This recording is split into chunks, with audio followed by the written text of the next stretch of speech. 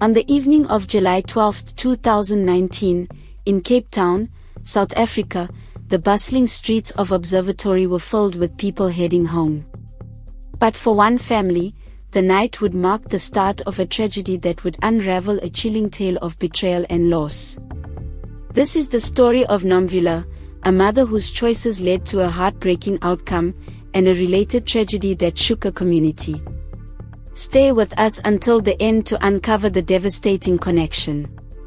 Nomvula, a 34-year-old mother of two, was married to Thabo, a dedicated electrician. The couple lived in a rented flat in Observatory with their children, 9-year-old Linda and 6-year-old Saifo. Their life appeared typical. Thabo worked long hours, while Nomvula managed the household. But beneath the surface, tensions were brewing. Thabo and Nomvula met in 2010 at a local spaza shop where she worked as a cashier. Their connection grew quickly, and with the support of Nomvula's family, they married in 2011. Their early years were joyful, especially after Linda and Saifo were born. Thabo treasured his family, often spending Sundays rowing with Linda or teaching Saifo to kick a soccer ball.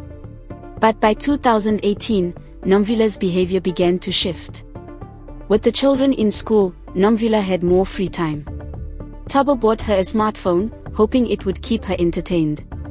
Instead, it opened a new world. Nomvula became active on social media, particularly a video sharing app popular in South Africa, where she posted dance clips and gained attention.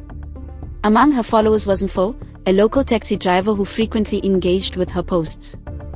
At first, Nomvula's chats with Mfo were casual, talking about his taxi routes or her daily life. But their conversations soon turned personal. Nomvula began meeting Mfo, often claiming she was visiting friends. Thabo noticed her frequent outings and confronted her. "You're always gone. What's happening?" he asked, worry in his voice. Nomvula dismissed him, saying she needed time to herself. But Thabo's concern deepened. On July 12, 2019, Thabo's birthday, Nomvula promised a special evening. She prepared a small cake, and the family celebrated quietly that morning. Thabo hugged Linda and Saifo before heading to work, expecting to return by 7 p.m. That evening, Nomvula called him. "I'm stuck fixing a power fault," Thabo said. "I'll be home by morning." Nomvula's tone was calm, but her thoughts were elsewhere. That night, Nomvula made a devastating choice. Consumed by her growing attachment to Mfo and a desire to escape her responsibilities, she viewed her children as barriers. According to police reports, she obtained a prescription sedative from a local pharmacy, claiming it was for personal use. Around 9 p.m., she mixed the sedative into milk and gave it to Linda and Saifo, calling it a bedtime treat. By midnight, both children were unconscious. The next morning, July 13th, Thabo returned home at 6:30 a.m. The flat was silent, locked from the outside, a detail that confused him. He called Nomvula's phone, but it was switched off. Alarmed, he contacted her parents, who hadn't seen her. With neighbors' help, he forced open the door. Inside, he found Linda and Saifo lying still on their beds. Desperate, he rushed them to a nearby clinic, but the doctors delivered crushing news: both children had died hours earlier from a sedative overdose. The police launched an investigation and traced Nomvula's phone to a bus station in George, where she was found with Mfo. Under questioning, Nomvula confessed. She admitted to poisoning her children, believing their deaths would free her to start anew with Mfo. Mfo, unaware of her actions, was stunned when arrested. The Observatory community was reeling, struggling to grasp how a mother could commit such an act. But this tragedy didn't end with Nomvula's actions. Another story, linked in a heartbreaking way, emerged.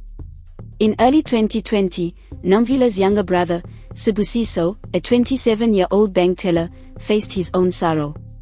Sibusiso was engaged to Naledi, a colleague, in a love match celebrated by both families. But Naledi's parents learned of Nomvula's crime through news reports. Unable to accept the stigma tied to Sibusiso's family, they cancelled the engagement. Heartbroken, Sibusiso pleaded with Naledi, but she stood firm. On February 10, 2020, overwhelmed by shame and rejection, Sibusiso took his own life. This case shows how one person's choices can devastate a family, leaving scars that linger. What leads someone to such extremes? Share your thoughts in the comments, and don't forget to like and subscribe for more stories exploring human choices. Thank you for watching, and stay compassionate.